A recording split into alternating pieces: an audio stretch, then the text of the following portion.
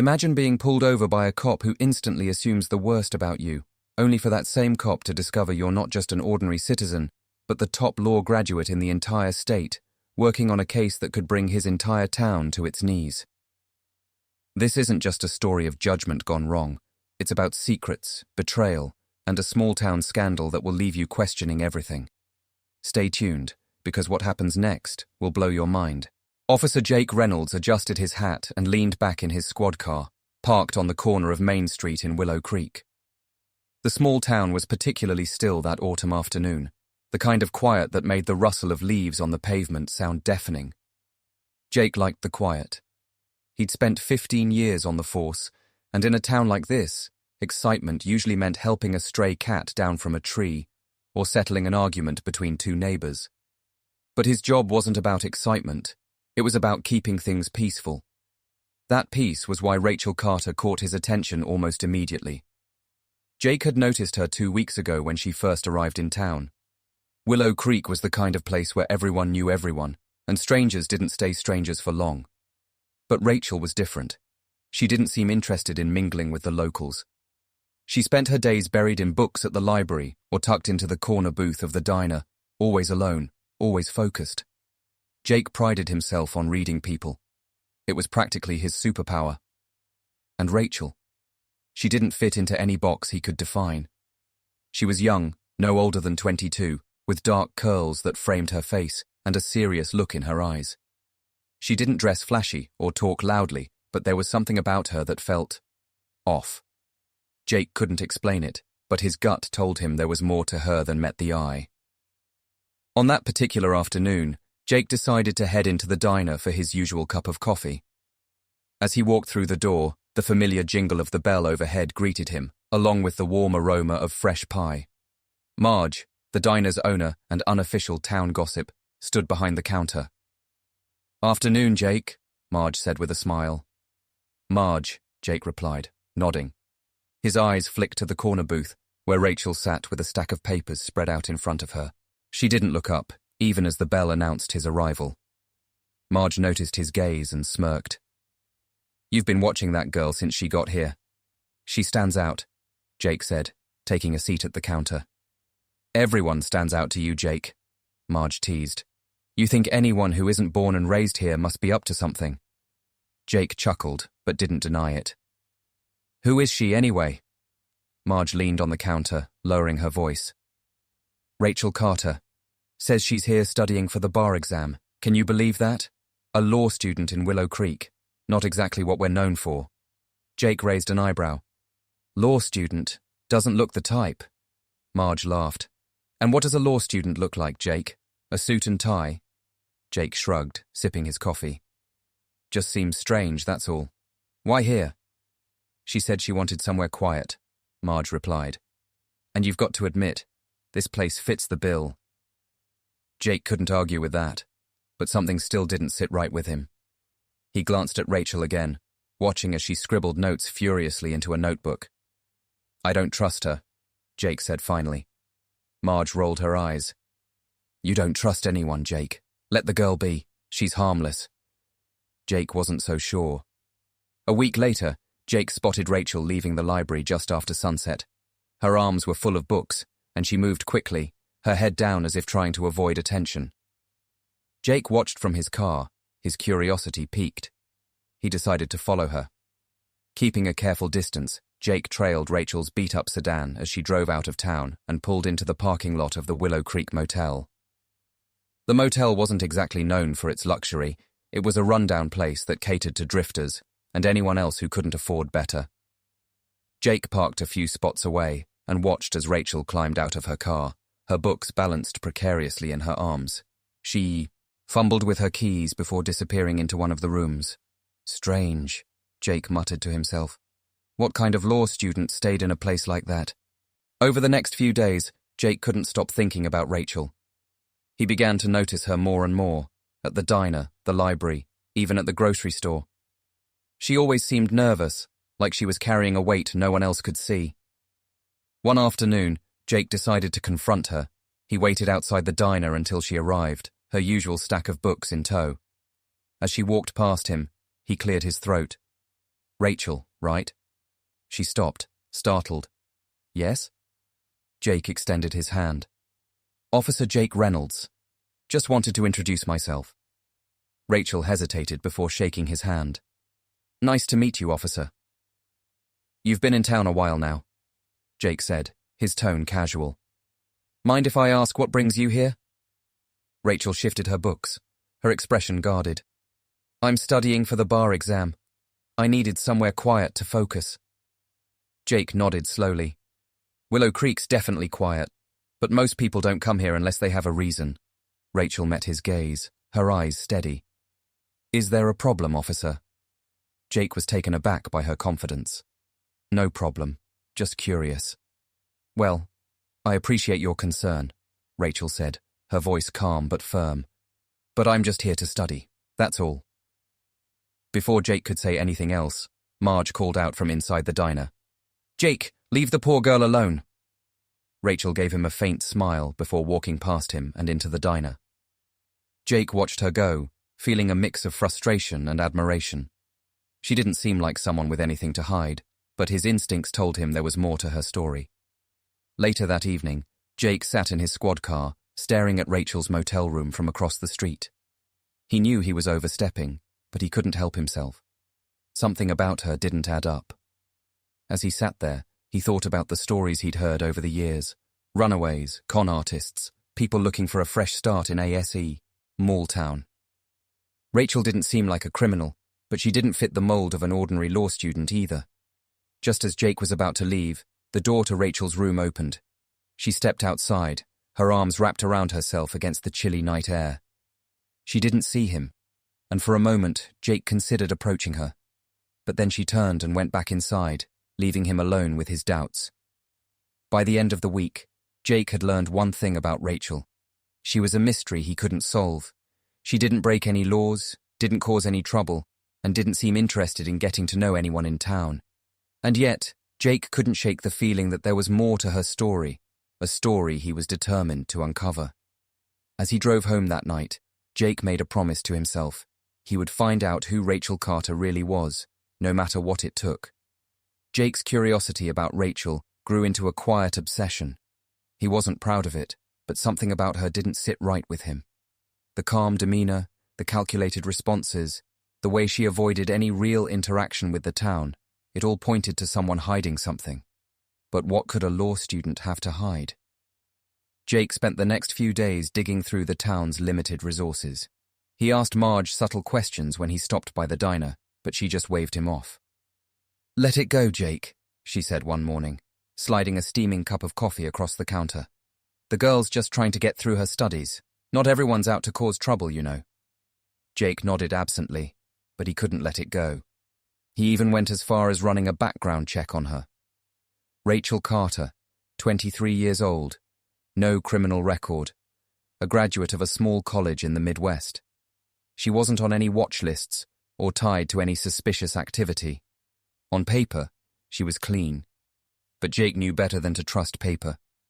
One night, unable to sleep, he found himself parked outside the Willow Creek Motel again. It was late, well past midnight, and the street was silent. Jake didn't know what he expected to find, but he waited anyway, watching Rachel's window for any signs of unusual activity.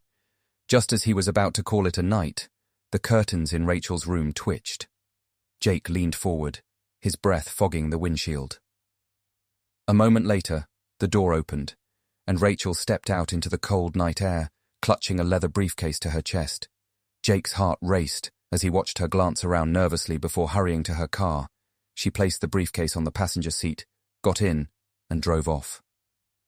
Jake started his car and followed at a safe distance, careful not to alert her to his presence. Rachel's car weaved through the empty streets of Willow Creek before taking a sharp turn onto a narrow dirt road that led out of town. Jake frowned. There was nothing out there but old farmland and abandoned barns. What was she doing? Rachel's car eventually came to a stop near an old, decrepit barn. She stepped out, briefcase in hand, and disappeared inside. Jake parked a good distance away and cut his headlights. He grabbed his flashlight and radio, debating whether to call for backup. But something told him this wasn't an official situation, at least Not yet. He approached the barn cautiously, his boots crunching against the gravel. The place was dark, with the faintest glow of light spilling from a crack in the wooden walls. Jake pressed himself against the side of the barn and peered through the gap. Inside, Rachel was standing at a makeshift table, her back to him.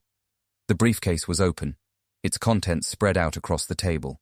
Papers, photos, and what looked like a stack of cash. Jake's heart pounded as he strained to see more. "Who are you?" he muttered under his breath. "Suddy."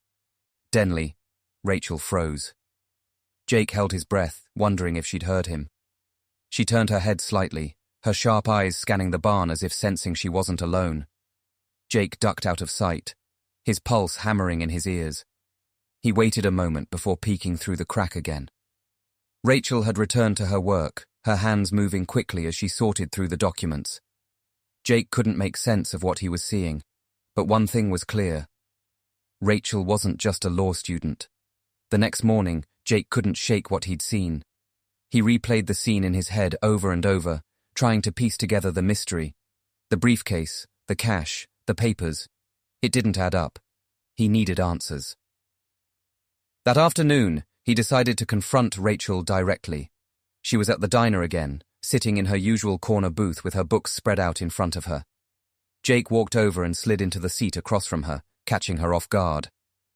"Officer Reynolds," Rachel said, her tone wary. "Can I help you?" "We need to talk," Jake said, his voice firm. Rachel's eyes narrowed. "About what?" Jake leaned forward, lowering his voice. "About the barn, and the briefcase." For a split second, Rachel's mask slipped. Her eyes widened, and her hand froze mid-air, hovering over her notebook. But she quickly recovered, closing the notebook with a snap. "I don't know what you're talking about," she said evenly. "Don't play games with me, Rachel," Jake said. "I followed you last night. I saw what you were doing." Rachel's jaw tightened. She glanced around the diner, making sure no one was listening, before leaning in. "You're out of line, officer." "And you're lying," Jake shot back. "What's in the briefcase? Who are you working for?" Rachel sighed, rubbing her temples. "You don't understand?" "Then help me understand," Jake interrupted. "Because right now it looks like you're involved in something illegal. And if that's the case, I can't just look the other way." Rachel hesitated, her eyes searching his face. Finally, she spoke, her voice barely above a whisper. "Fine, you want the truth? Meet me at the barn tonight, alone. I'll explain everything." Jake studied her, trying to gauge if she was being honest. Finally, he nodded. "All right, but if you're lying to me, Rachel, I swear—" "I'm not," she said, cutting him off. "Just be there, 8 o'clock. Jake left the diner feeling a mix of anticipation and unease. Rachel had agreed to talk, but he couldn't shake the feeling that he was walking into something bigger than he'd anticipated. That night, as he drove out to the barn, Jake couldn't help but wonder what secrets Rachel Carter was hiding, and whether he was ready to uncover them. Jake arrived at the barn at 7:55 p.m., the sky painted in hues of deep blue and purple. The cold night air clung to him as he stepped out of his car, flashlight in hand. The barn loomed ahead, its weathered wood creaking in the light breeze. He couldn't shake the tension in his chest, part excitement, part dread. Rachel was already there, standing near the same makeshift table he'd seen the night before. The briefcase was open, and the same documents and cash lay on the table. She turned to face him as he approached, her expression unreadable. "You came," she said, her tone flat but tinged with resignation. "You didn't give me much of a choice," Jake replied. He stopped a few feet away, keeping his flashlight trained on the ground. "Now start talking. What's going on here?" Rachel hesitated, her hands gripping the edge of the table. She looked smaller, more vulnerable, in the dim light of the barn. After a long pause, she spoke. "My name is Rachel Carter," she began. "But I'm not just a law student. I'm working undercover." Jake's eyebrows shot up. "Undercover? For who?" "For the State Attorney General's office," Rachel said, her voice steady now. "I'm part of a task force investigating corruption and organized crime in small towns like Willow Creek. This town is one of our targets." Jake's heart skipped a beat. You're saying there's corruption here? Rachel nodded. We have reason to believe that certain officials in Willow Creek have been funneling money from the town's budget into offshore accounts. They're also tied to a larger network of criminal activity, money laundering, illegal land deals, you name it. Jake took a step closer, his mind racing. And you think I'm involved? Rachel shook her head. No. If I thought you were, I wouldn't be telling you any of this. But someone in your department might be. The words hit Jake like a punch to the gut. You're accusing one of my officers. I'm not accusing anyone, yet, Rachel said. But the evidence we've gathered points to someone with access to police resources, someone who's been protecting the people at the top. Jake ran a hand through his hair, trying to process what she was saying. Why didn't you just come to me with this? Why all the secrecy? Rachel's gaze hardened. Because I couldn't risk it. I didn't know who I could trust. And frankly, your hostility toward me didn't exactly make you seem trustworthy. Jake opened his mouth to argue but stopped himself. She wasn't wrong. So, what's in the briefcase?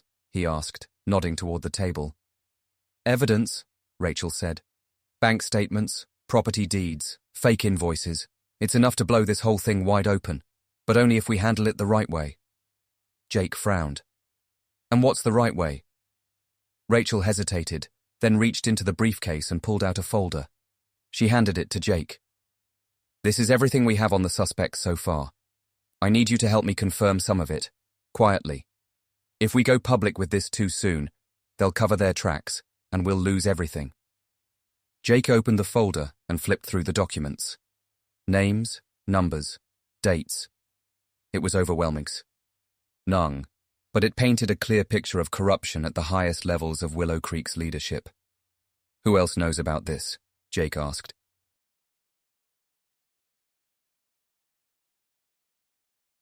Just my supervisor and a few people on the task force, Rachel said.